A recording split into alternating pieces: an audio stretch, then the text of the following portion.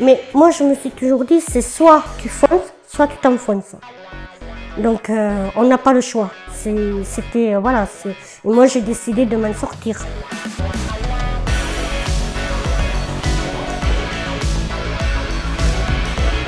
Bienvenue dans les coulisses de l'audace, un podcast chaleureux et intimiste qui entend donner la parole à des personnalités atypiques, lesquelles ont fait preuve du courage et de l'audace requise pour honorer leurs rêves et autoriser une vie hors des sentiers battus.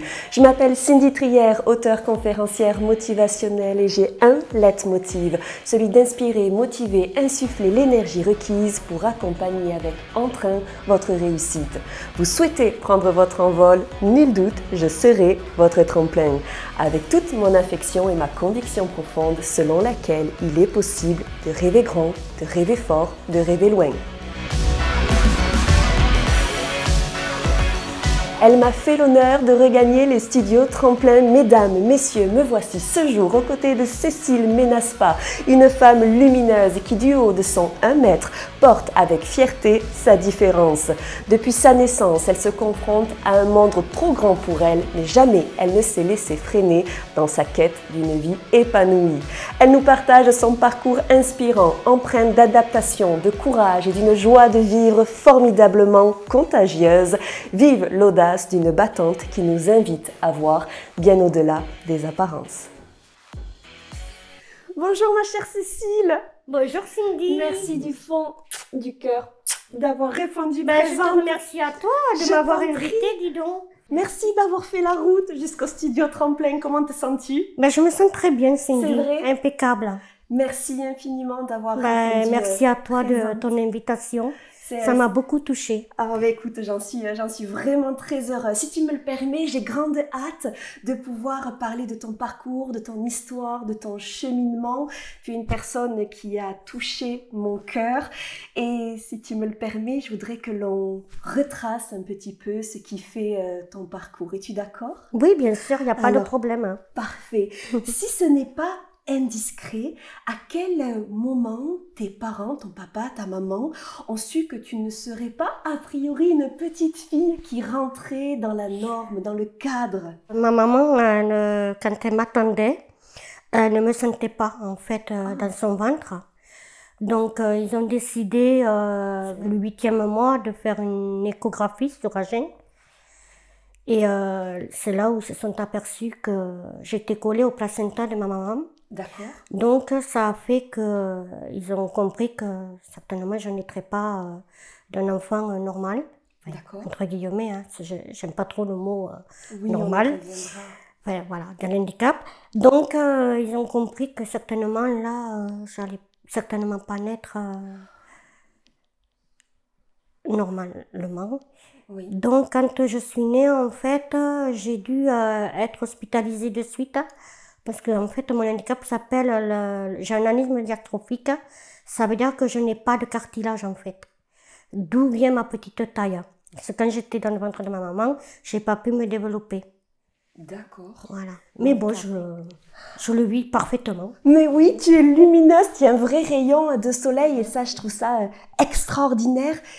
Donc le diagnostic, je suppose qu'il était mal engagé lorsque l'on a découvert au bout de 8 mois que les choses ne se passaient pas très exactement comme prévu. Non, après de toute façon c'était trop tard, hein. J'étais formée et tout, donc plus moyen d'avortement, plus moyen de tout ça. Donc ils m'ont laissé, je suis quand même née à terme. Oui. Voilà, je suis née le 29 novembre. D'accord. 75. Je suis née à terme, mais malheureusement ma maman ne m'a pas vraiment touchée quand je suis née. C'est quand je suis née, ils m'ont de suite transportée à Purpam, sous couveuse pendant 6 mois. Sous couveuse pendant 6 mois. Oui. Donc ma maman, j'avais 6 mois, ainsi que mon papa, quand ils ont pu me toucher. Ils ne me voyaient qu'à travers vitre. Comment est-ce qu'ils ont vécu cette période Je pense qu'ils l'ont vécu difficilement. Oui. Mais il n'y avait pas le choix. C'était pour te préserver des c'est-à-dire qu'en couveuse, c'était de... pour que je grandisse, parce que quand je suis née, je faisais que 36 cm. 36 cm, donc, pour combien de poids? J'avais un poids normal, 2,8 kg, un truc comme ça, si je ne me trompe pas. Mais le poids était normal, mais c'était la taille qui manquait. Donc pour que j'évite, ils m'ont mis sous couveuse 6 mois pour pas que flanche, mais heureusement, j'avais un bon cœur. Donc, il a tenu. Et après, voilà, les choses se sont enchaînées. D'accord. Et quand ton papa et ta maman ont pu te serrer pour la première fois dans leurs bras, est-ce qu'ils t'ont évoqué ce qu'ils ont ressenti à ce moment-là? Je pense que c'était c'était une magie pour eux de pouvoir Oui. toucher leur fille. Après, moi, tout ça, je le sais par ma maman parce que ma maman m'a beaucoup expliqué tout ce qui m'est arrivé. Et elle était près de moi. J'étais pas mal hospitalisée par la suite. Oui. Et elle m'a jamais laissé tomber parce que mon papa, il était à la ferme. Oui. On avait quand même des cochons, des vaches. Voilà, on était à la ferme, quoi. Hein, donc les oies, les poules. Donc, ils ne pouvaient pas rester là. Donc, oui, ça a été une joie pour eux, au bout de 6 mois, de pouvoir me toucher et pouvoir me sentir. Et d'ailleurs, c'est une anecdote, mais ma mère ne l'a jamais trop bien vécu. Parce que, par exemple, j'avais l'âge 40 ans, c'est comme si j'en avais 15, quoi. Elle me parlait comme si j'étais un enfant. C'était pour elle, j'étais sa petite fille, toujours. Et oui, elle a rattrapé Ouais. un peu le temps perdu. Je pense que oui, les médecins m'ont expliqué que c'était la perte qu'elle a eue de 0 à 6 mois. En fait, de ne pas m'avoir eu près d'elle, ça l'a beaucoup marqué. C'est incroyable, on ne se rend pas compte, mais là, ces chiffres me paraissent Énorme, énormes. oui. Ouais. Mais malheureusement, c'est comme ça que ça s'est passé. Et le personnel soignant a pu t'accompagner Oui, alors au moi, mieux? au niveau soignant, j'ai rien à dire. Parce qu'ils m'ont toujours très très bien suivi. Oui. Je veux dire, j'ai eu 18 opérations. 18? Oui, alors j'en ai eu 18 parce qu'en fait, comme on ne me voyait pas les veines, on était obligé de m'endormir.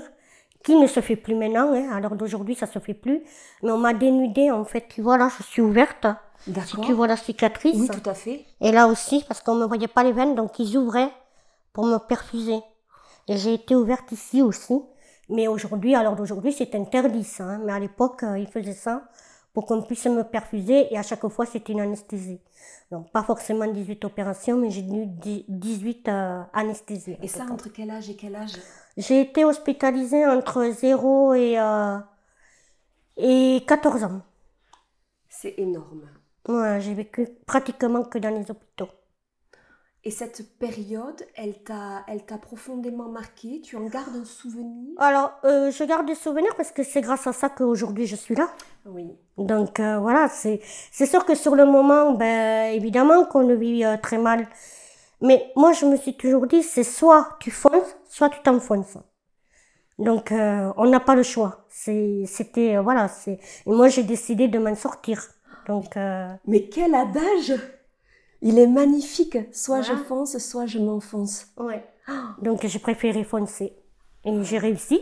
Après, j'ai réussi pas toute seule, hein. J'ai toujours dit, hein. Moi, j'ai eu des parents formidables, hein, qui m'ont toujours suivi. Tu sais, quand je suis née, on a quand même demandé à mes parents s'ils voulaient me placer. C'est bon, quand tu avais un enfant en situation de handicap, c'est ce qu'on te demande en premier, même aujourd'hui. Si tu es en capacité de pouvoir t'en occuper, si tu veux pas, on le place. Voilà. Et moi, ils ont dit non, c'est notre fille, on la garde avec nous. Puis j'ai une famille tellement formidable, hein, ça ne pouvait que m'aider. Et je suis aidée par toute ma famille. Moi, mes cousins et mes cousines n'ont jamais fait de différence avec moi. Hein. Ça a toujours été voilà, un amour extraordinaire que j'ai dans ma famille. Hein. Ça m'émeut ce que tu dis. Oui, oui, oui. Ça me touche sincèrement. Parce que c'est vrai, tu me l'avais dit, on s'était rencontrés Oui, il y a c'est quelques vrai. mois. Ouais. Et j'avais été émerveillée véritablement par ta force, ta joie de vivre, ton caractère de Ouais. battant. Et tu m'avais dit que ton papa, ta maman, ta famille avaient profondément veillé sur Ah oui, toi. oui. Et tu m'avais même confié quelque chose qui là m'avait mis les larmes aux yeux. C'était la façon dont ta mamie Oui, ma avait grand-mère porté- paternelle. Exactement. Ouais. Est-ce que tu peux nous raconter Oui, bien ce sûr, qu'elle mais a en dit? fait, je sais plus trop, hein, c'est ma maman qui me racontait. En fait, j'ai été opérée, enfin, quand je suis née, apparemment, on aurait dit de toute façon qu'on ne me donnait rien de ma vie. Donc, voilà. Et il n'y a qu'une personne qui a cru en moi, c'était ma grand-mère. Et elle disait, de toute façon, elle vivra, parce que tout se voit dans ses yeux. La force qui Voilà, émanait j'avais de déjà ton la regard. force dans mes yeux quand je suis née. Donc elle a toujours cru en moi. Elle a foncé beaucoup pour moi. Sa maman n'avait pas le permis. Ben, papa, il était à la ferme. Mon père était à la ferme. Donc ma grand-mère accompagnait beaucoup ma mère dans les hôpitaux pour me faire des examens ou pour voir les médecins.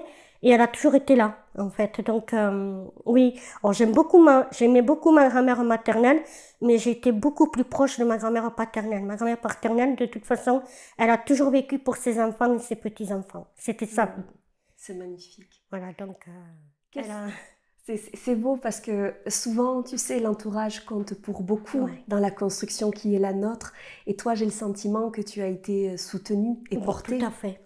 Et je pense que si je suis comme ça aujourd'hui, c'est grâce à ça. Hein.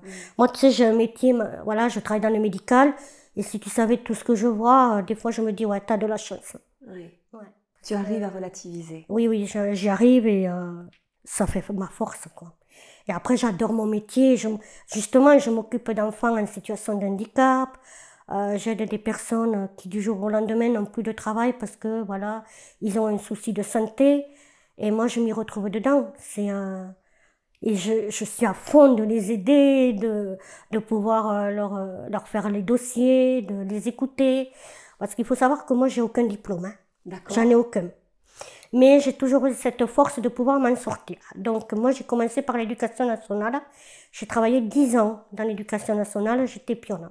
Oui. Alors, tu vois, avec ma petite taille, j'ai gardé pendant 10 ans des élèves qui ont entre 11 et 16 ans. Donc, pas toujours évident parce qu'ils ont un caractère assez fort à cet âge-là. Et voilà, qui répondent. Voilà. Et moi, j'ai toujours aimé être dans l'éducation nationale. J'aimais ce métier, mais je n'avais pas de diplôme. J'ai pas pu passer mon diplôme pour rester dans l'éducation nationale parce que malheureusement, j'ai pas été assez à l'école pour pouvoir faire ça. D'accord.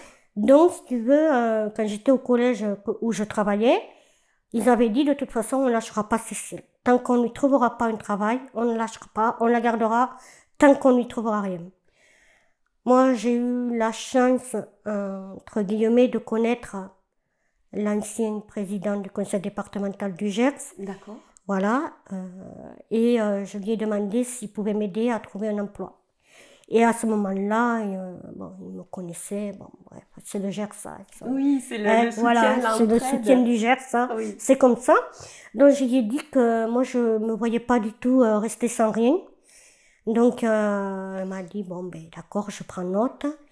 Et il n'a pas mis longtemps, un mois après, j'ai été rappelée par la direction de la MDPH, où je suis aujourd'hui depuis 20 ans bientôt. Wow. Et ils m'ont dit, écoute, je pense que je t'ai trouvé quelque chose, on va te mettre à la MDPH. Sachant que la MDPH, c'est beaucoup de lois, c'est beaucoup, voilà, et je n'y connaissais strictement rien. Donc ça m'a été très difficile les 3 premières années, parce que je suis rentrée comme ça, mais malheureusement je n'y connaissais rien et j'ai tout appris sur le tas, avec des formations qui m'ont formée. Mais aujourd'hui je ne quitterai pas la MDPH parce que je suis trop formée, je ne me vois pas aller ailleurs. Et vu l'âge que j'ai, je ne vois pas où je pourrais aller. Quel âge ça te fait si ce n'est pas indiscret? Alors, c'est pas indiscret, mais je vais faire 50 ans au mois de novembre. Boudi, tu ne les fais pas du tout. Je sais, tout le monde me l'a fait 10 de moins facile. Oui, non, je vais avoir 50 ans au mois de novembre. Je sais, personne ne me donne mon âge. Tu es belle comme un cœur. Ah, t'es mignonne, gentille. Tu as une peau sublime. Tu es rayonnante. Après, je pense que c'est de famille, parce que je pense que mon papa, on lui donne pas son âge non plus. C'est vrai, j'en atteste. Voilà, mais pourtant il va faire 79 ans. J'étais déjà sur 69. Voilà, non, il va faire 79 là, dans le 16 septembre. Ma maman ne faisait pas son âge non plus, elle avait 75 ans. Bon, bien sûr, avec la maladie, ça a fait qu'elle prenait un peu plus. Et ma grand-mère paternelle était âgée, enfin, elle n'était pas si âgée que ça quand elle est décédée, mais elle faisait très jeune aussi. Très jeune aussi. Ouais. Donc, je pense que je tire du côté paternel. Mon côté... Voilà, mais oui, personne ne me les donne. Et j'ai beaucoup de difficultés d'ailleurs de trouver quelqu'un parce que personne ne me veut à l'âge que j'ai. Même si je recherche quelqu'un de mon âge, il ne me veut pas parce qu'il me dit que c'est pas vrai, j'ai pas 50 ans. Donc, j'ai beaucoup de difficultés là-dessus. Boudi, il va falloir qu'on revienne sur toutes ces étapes de ta vie, tant tu dis des choses qui sont intéressantes. Merci du fond du cœur de te confier ainsi. Ah, mais bien Alors, sûr. il y a quelque chose sur lequel j'adorerais revenir, si tu me le permets. C'était de savoir l'idée que tu n'avais pas eu de diplôme, et ça peu importe, on est bien d'accord, parce que tu démontres une fois encore qu'il y a l'école, mais qu'il y a aussi la capacité de se battre dans la vie. Mais est-ce que tu saurais nous dire vers quel âge finalement tu as arrêté tes études et pourquoi peut-être? C'est pas que j'ai arrêté mes études, c'est que j'ai été beaucoup hospitalisée. D'accord. Donc, si tu veux, j'ai eu pas mal d'opérations, mais les deux plus importantes, ça a été j'ai eu une division palatine à l'âge de 2 ans. Ouais, je suis née avec une division palatine. Qu'est-ce donc, s'il te plaît? Alors, la division palatine, c'est que je suis née sans palais.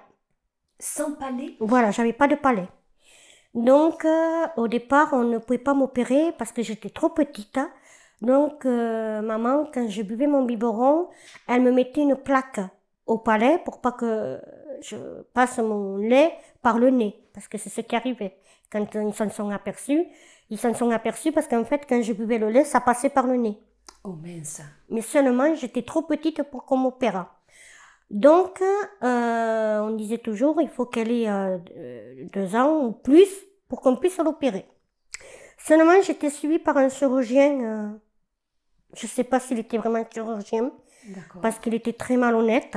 Et, en fait, il nous prenait des rendez-vous.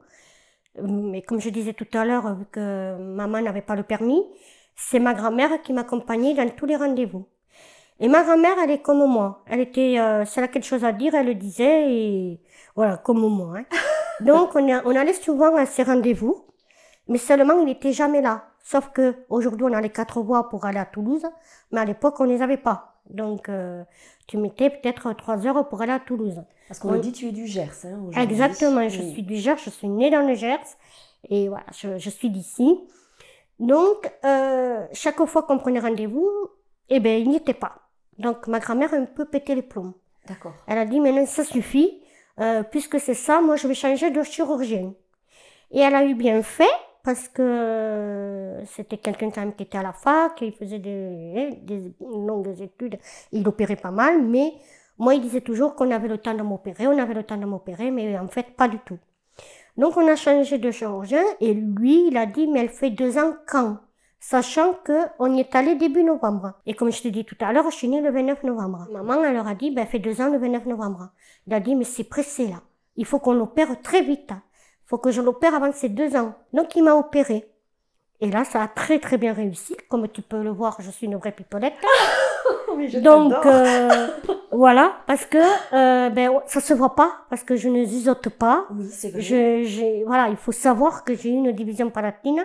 Mais heureusement que je suis tombée sur lui, parce que si j'étais restée avec l'autre, je ne sais pas si aujourd'hui je parlerais comme je parle.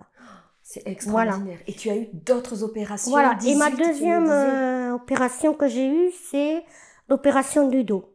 Alors là, ça a été très costaud, parce qu'en fait, on nous a pas donné vraiment le choix. En fait, on a été, déjà, c'était mon chirurgien qui m'avait suivi de toute petite, qui s'appelait Monsieur Pétel. Bon, je peux dire son nom parce que je pense que il me dira rien si je dis son nom, parce que c'est quelqu'un qui m'adorait. Puis je pense que quand tu es hospitalisé et que tu restes longtemps dans les hôpitaux, les soins infirmiers s'attachent à toi. Oui. C'est obligé. Oui. Donc voilà, on s'attachait à moi. Et lui, il n'était pas en compétence en fait de m'opérer du dos. Donc il m'a envoyé vers un confrère sur Montpellier. Exactement, à Palavas-les-Flots. Je suis allée à Palavas-les-Flots, mais là, il a dit, soit je l'opère et ça se passe bien, soit si vous la laissez comme ça, dans quelques années, elle va mourir. C'était tout le temps des ultimatums. Voilà. Donc, quand tu es face à ça, moi j'étais pitchoune, hein, c'était pas moi qui prenais la décision, hein, donc c'était mes parents. Ils ont dit, on l'opère. Donc, j'y suis allée au mois d'avril, et au mois de mars. Et 1 mois après, je rentrais à Palavas-les-Flots.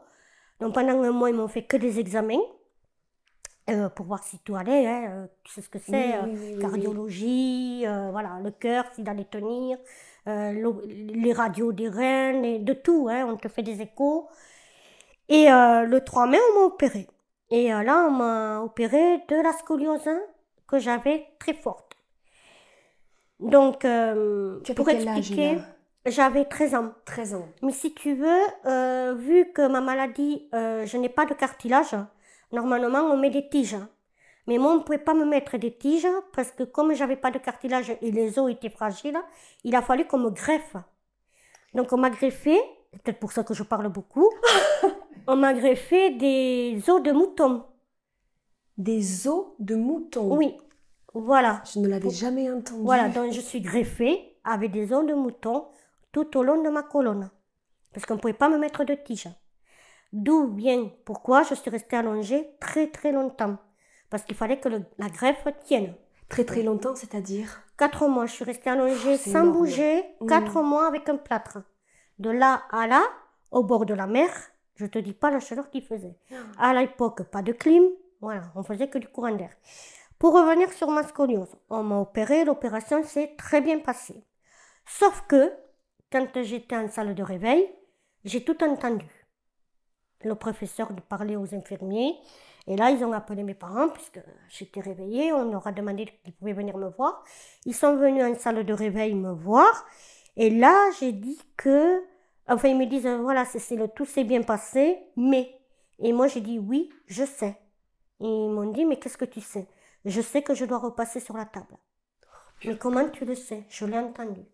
J'étais à moitié assommée, à moitié, voilà. Là. Bon, ils m'ont dit, ben oui, c'est ça. Et en fait, c'est que le professeur qui m'a opéré de la scoliose s'est aperçu en m'opérant que j'avais une kyphose. Donc, il ne pouvait pas continuer l'opération parce que l'anesthésie allait se terminer, puisqu'il m'avait opéré à la base que pour la scoliose. Donc, ils ont dit, on la réopérera dans 2 mois, on va attendre que les greffons de la colonne se fortifient, et ensuite, on la réopérera pour faire la kyphose. Oui. Donc, le 3 mai, j'ai été opérée pour une scoliose, et le 17 juillet, on m'a opéré de la kyphose. Et kyphose, en une phrase, est-ce que tu peux nous dire ce que c'est, s'il te plaît? Oui, la kyphose, c'est que c'est la colonne qui s'enfonce. Alors moi, ça s'enfonçait vers le thorax, donc à un moment donné, ça allait m'étouffer. T'as le cœur, t'as les poumons, t'as tout ça, tout allait se comprimer. Donc j'allais certainement mourir à un moment donné. Bon, Incroyable. Donc pas le choix, hein, on m'opère. Hein. Donc on m'a opéré de la kyphose, et pareil, ça s'est très très bien passé. Mais moi, j'étais jeune, j'avais que 13 ans, Oui. et en fait, de rester allongée tous les jours, c'est très dur. Je le comprends. Mais j'ai tenu le coup. Et je me rappellerai toujours parce que je disais toujours à mon professeur, mais quand est-ce que je vais rentrer à la maison? Et pour pas m'effrayer, il me disait, demain, ça ira mieux. Il me disait tous les jours, demain, demain, demain. Et demain, ça durait longtemps. Et un jour, c'était au mois de septembre, j'ai dit, mais docteur, ça fait longtemps que vous me dites à demain, mais c'est quand que je vais sortir d'ici? Moi, j'en ai marre. Il me dit, mais je te promets que demain, tu sors. Mais il y a longtemps que vous me dites demain. Et un jour, il est venu, il m'a dit, ça y est, Cécile, tu vas pouvoir rentrer chez toi. J'ai dit, non, demain. Il me dit, non, non, ça y est, tu vas pouvoir rentrer et tout. Voilà, tu as tout réussi. Et moi, je me rappellerai toujours, j'ai dit, moi, je vous remercie pour tout ce que vous avez fait pour moi. Et là, il m'a regardé dans les yeux, il m'a dit, moi, je n'ai rien fait, Cécile. Le plus grand travail, c'est toi qui l'as fait. Oh. Moi, ça a duré 5 heures, mon travail. Toi, il a duré 6 mois. Oh. Donc, Ah oui. il m'a soulagée. Il m'a soulagée et effectivement, je suis rentrée chez moi. À partir de là, ça a été terminé l'enfer des hôpitaux. Voilà, c'était terminé, ma vie était sauvée. Sauf que non, après, j'ai eu l'appendicite. Oh. T'étais plus à ça près. Bon, j'ai dit, tant pis, on va y aller maintenant. Et on va faire l'appendicite. Crois-le ou pas, j'ai plus souffert de l'appendicite que de mon opération. C'est vrai? Oui, parce qu'ils m'ont charcuté. Ils ont fait quelque chose qu'ils n'auraient jamais dû. Ils n'arrivaient pas à me faire une prise de sang, donc ils m'ont pris le sang à l'aine. Oh. C'était à Auch. Et là, j'ai crié. Je croyais qu'ils me tuaient.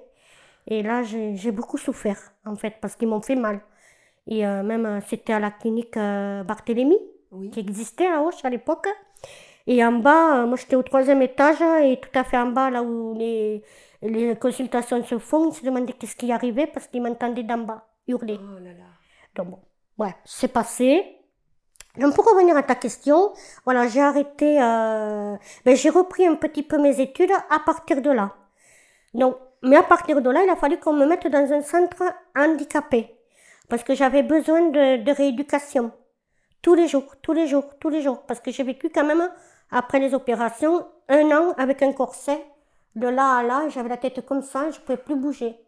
Donc, il fallait pas qu'on me manipule. C'était pas mes parents de me doucher. C'était très fragile encore lorsque je suis sortie de l'hôpital de Palavas-les-Flots.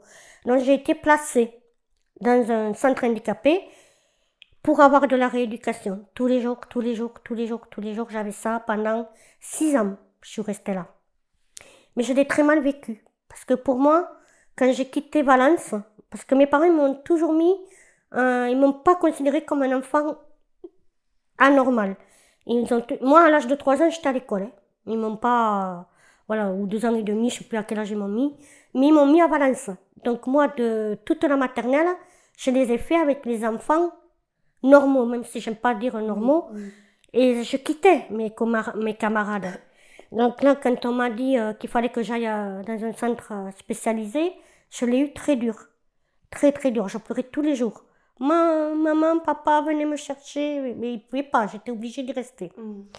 Et je suis restée là jusqu'à l'âge de 17 ans. Dans ce centre. Mais j'ai quand même obtenu mon CAP.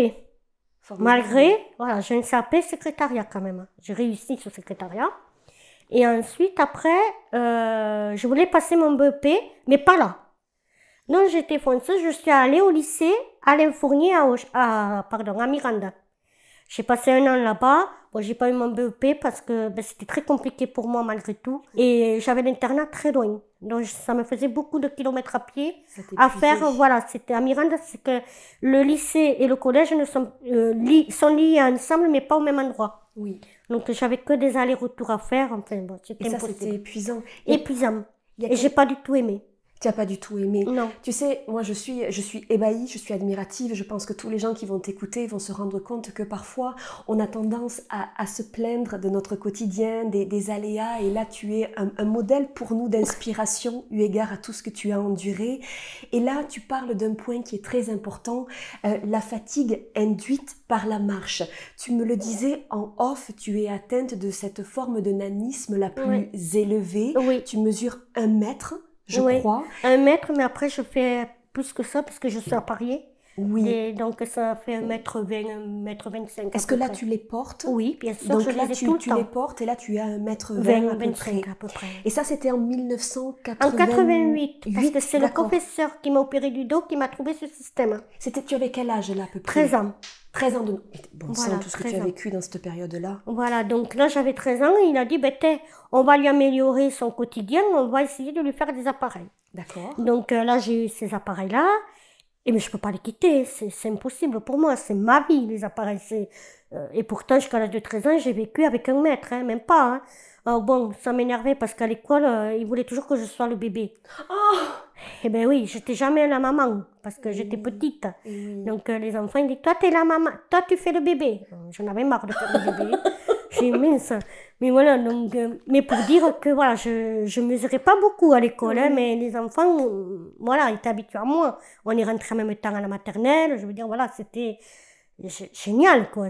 Sauf que voilà, j'en avais un peu marre de faire le bébé. Mais bon, je disais, moi, je voudrais bien faire la maman un peu. Mais non, ils me disaient, t'es petite, alors tu fais le bébé. Bon, j'ai fait le bébé longtemps. Du coup, ces appareils me permettent de mieux gérer ma vie, de mieux marcher. Et puis, c'est tout pour moi, quoi. C'est mes jambes, quoi. C'est tes jambes. Ah oui, je pourrais pas vivre sans ça. Hein. Là, le professeur qui m'a inventé ça, j'étais super heureuse quand il m'a dit, on va trouver ce système. Je le remercierai jamais assez. Jamais. C'est vraiment lui qui a tout trouvé pour moi, quoi. Il m'a sauvé la vie. Parce que quand même, malgré qu'il m'ait dit que c'est moi qui ai fait le plus grand travail, c'est lui qui m'a opéré quand même. Hein. Donc, je le remercierai jamais assez, même s'il n'est plus là aujourd'hui. Je sais que si je suis là aujourd'hui, c'est quand même grâce à lui. Oui. Et c'est un homme que je trouvais extraordinaire. Ça pourra compter aussi après. Si tu veux, bon, j'y allais tous les 6 mois le rencontrer quand même pour voir comment j'allais, mon amélioration des opérations et tout. Et au bout d'un moment, je ne voyais plus ce professeur. Je ne le voyais plus. Et j'ai dit aux gens qui m'accueillaient, mais pourquoi je vois plus professeur Pouce? Parce que c'est comme ça qu'il s'appelait. Et là, j'ai vu des gens qui étaient, enfin, qui avaient plus le même visage. J'ai dit, dites-moi, pourquoi je le vois plus? Il me dit, ah oui, tu n'es pas au courant. Ben non. Le professeur Pouce est décédé. Oh mince. J'ai cru qu'on m'arrachait le cœur. Oh. J'ai dit, mais pourquoi on l'a pas sauvé à lui? Pourquoi il m'a sauvé à moi et on n'a pas pu le sauver à lui? Et ça m'a démonté. Il a eu un cancer foudroyant à la tête. Oh mince. Et c'était vraiment quelqu'un Que tu avais un grand Ouais. respect et en grande estime. Oui. Je comprends parfaitement. C'est une séquence émotion et je te prie de m'en excuser, de remuer le couteau dans la plaie. Tu sais quoi, on va parler de choses plus légères pour nous offrir un petit sas de décompression. Tu sais, il y a quelque chose, moi, que je trouve extraordinaire, c'est que souvent on parle de l'handicap et toi, je crois que ce terme-là, tu le refuses et que l'on t'a élevé avec cette image d'une enfant et d'une jeune femme tout à fait normale. Et aujourd'hui, tu revendiques cet état de fait. Oui, j'aime pas. Je préfère qu'on me considère, voilà, je suis normale. Je suis en part entière quelqu'un qui vit, voilà, qui a des sentiments, qui a de l'amitié. Voilà, je veux dire, oui, je suis moi. Voilà, tu es toi. Je suis moi. Tu es toi et tu es merveilleusement toi. Merci. Tu sais, il y a autre chose que parfois les gens entre guillemets normaux, qui rentrent dans la norme, dans le cadre, dans les moules, peuvent imaginer qu'une personne de petite taille pourrait ne pas tomber, par exemple, amoureux ou avoir des difficultés. Alors ça, c'est le grand problème de la société, c'est que quand on est une personne à mobilité réduite ou handicapée, on ne peut pas aimer. Et ça, je trouve dommage que... Et encore maintenant, c'est plus adapté quand même. L'amour handicap existe, hein, on est tous pareils. Hein. On est tous mis pareils. Hein. Donc, non, moi, j'ai aimé, j'ai été mariée. Je suis restée 14 ans avec mon mari, avec mon ex-mari, pardon. Mais voilà, j'ai vécu et s'il m'a pris, c'est pas par l'handicap, c'est de Cécile. C'est pour voilà, Cécile. C'est pour Cécile qui et tu m'as raconté une anecdote magnifique, là encore, et c'est beau cette différence. Tu mesurais donc 1 mètre 20 avec les prothèses, et ce monsieur était donc d'une taille de 1m80. Oh oui, c'est ça, il mesurait 1m80, on s'était rencontrés sur les sites de rencontres. Oui. Voilà, et moi j'ai jamais menti aux garçons, j'ai toujours dit comment j'étais, je vois pas pourquoi je mentirais. Si c'est pour se retrouver face à face et de trouver une femme complètement différente de ce qu'elle raconte, moi je vois pas l'intérêt. Bien sûr. Voilà, donc moi je préfère être nette, mais ça passe pas, ça passe pas, hein. Moi, c'est pas un problème, hein. Moi je dis toujours, de toute façon on a tous il y a un homme partout, il y a une femme partout. Donc, il y a forcément quelqu'un qui va t'aimer.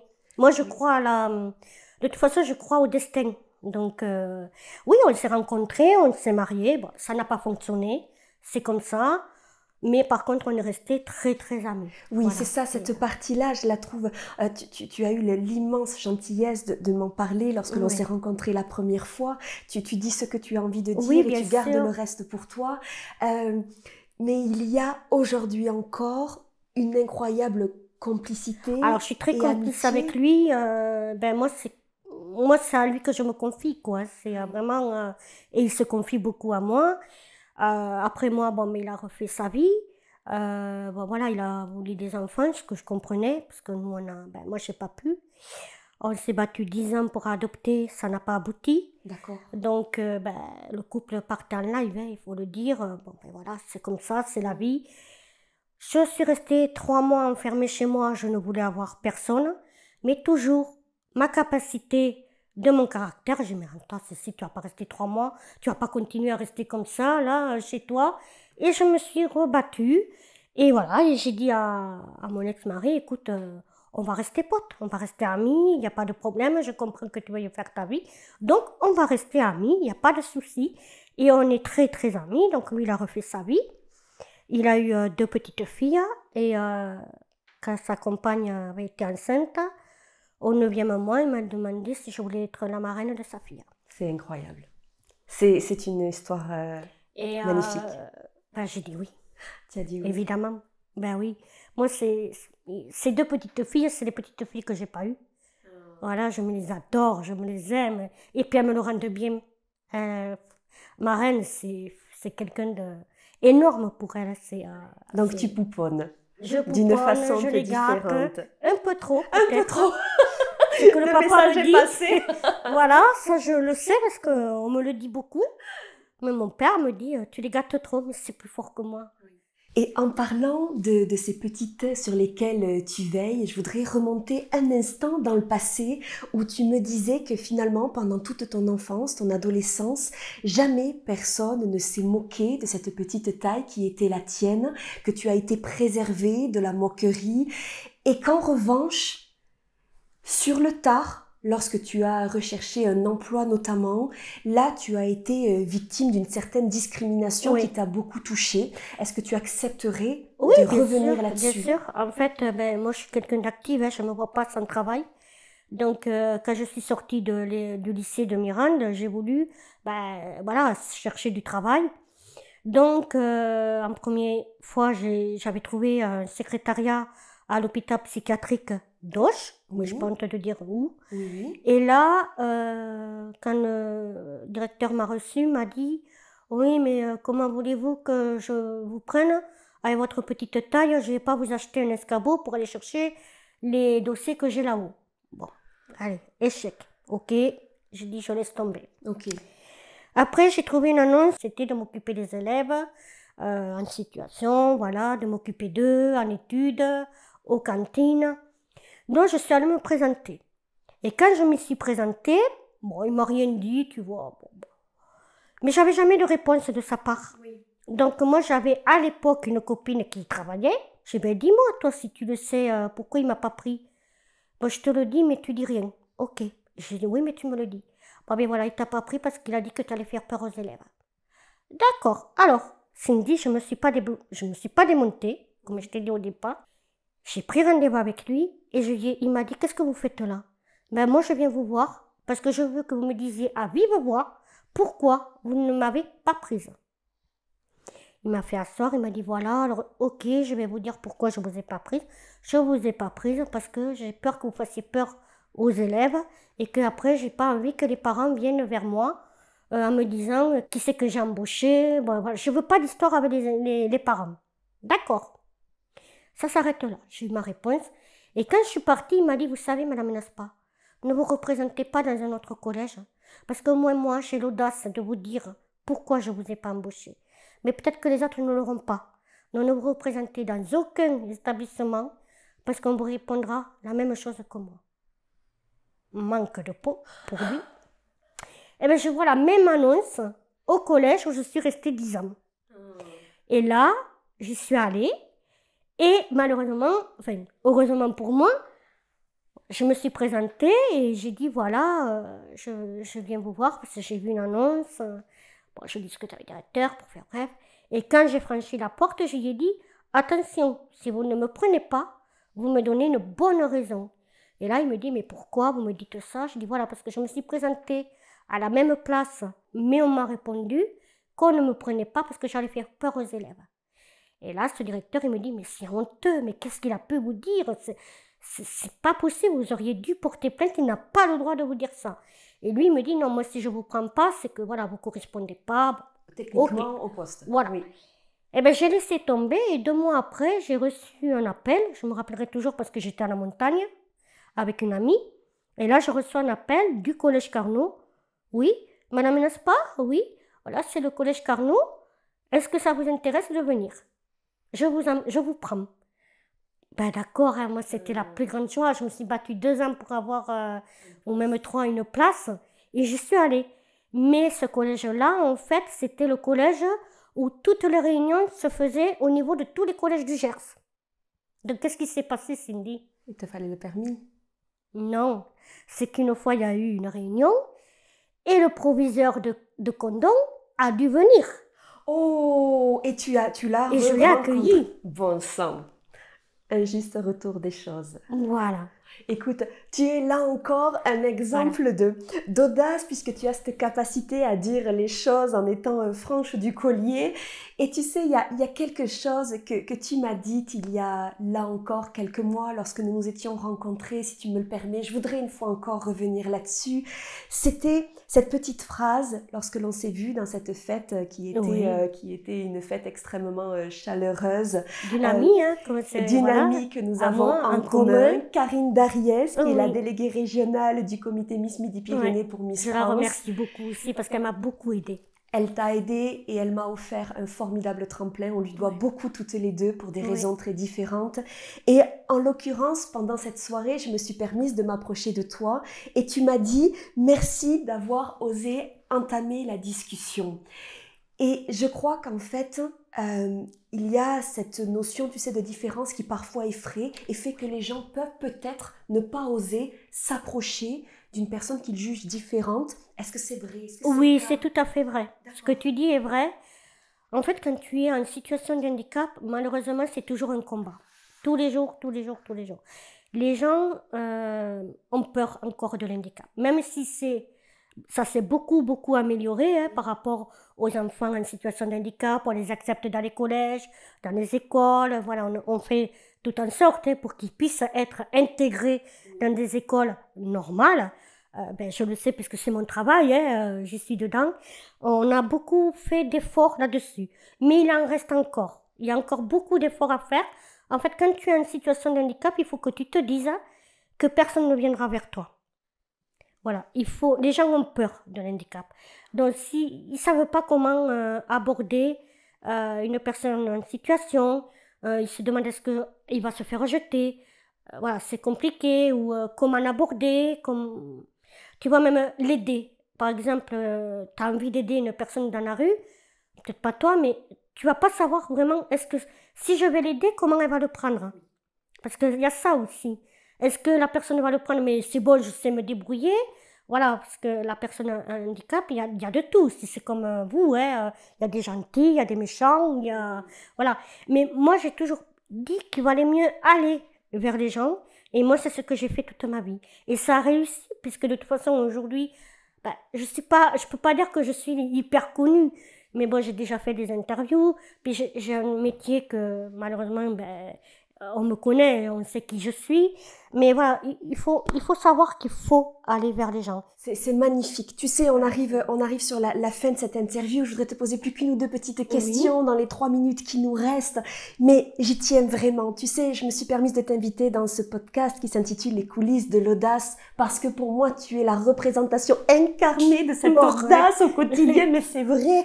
Qu'est-ce que ça serait pour toi, en une ou deux phrases, la définition de l'audace? Moi, je dirais qu'il faut vivre ce qu'on a à vivre. Parce qu'on est là aujourd'hui, mais demain, on ne sait pas ce qu'il est fait. Ça, c'était magnifique. C'était très, très bien envoyé. Écoute, si tu avais un message à transmettre à une personne atteinte d'un handicap, quel qu'il soit, et qui ne parvient pas à avoir le sentiment de trouver sa place, qu'est-ce que tu voudrais lui dire pour le rassurer ou l'encourager? De venir me voir. Mais j'adore de venir te voir, mais c'est tellement vrai. Cécile vous attend, c'est un vrai rayon de soleil. Tu as un cœur qui est grand comme ça. Qu'est-ce que je peux te souhaiter? Ce sera ma toute dernière question. Que ma vie continue comme elle est aujourd'hui. Et si je peux rajouter, aujourd'hui, ça fait 1 an que ma maman partait à l'hôpital. Et je lui dois cette journée. Parce qu'elle n'est pas parmi moi. Et je sais qu'elle aurait été tellement fière de moi aujourd'hui. Elle peut. Parce qu'elle n'est pas revenue. Et voilà, j'ai perdu ma maman, ça va faire bientôt 1 an. Et je lui dois. Parce que sans elle, peut-être que je n'aurais pas été aujourd'hui ici. Tu es formidable. Tu es formidable. Je veux te serrer dans mes bras pour terminer cette magnifique interview. Merci. Tu es magnifique. Merci du fond du cœur pour ce que tu es. Et pardon pour ces larmes. Écoute, je suis très sensible, moi, après. Donc, voilà. Moi, tu es belle comme un cœur. Franchement, merci pour tout ce que tu nous as offert. À très, très bientôt, ma chère Cécile.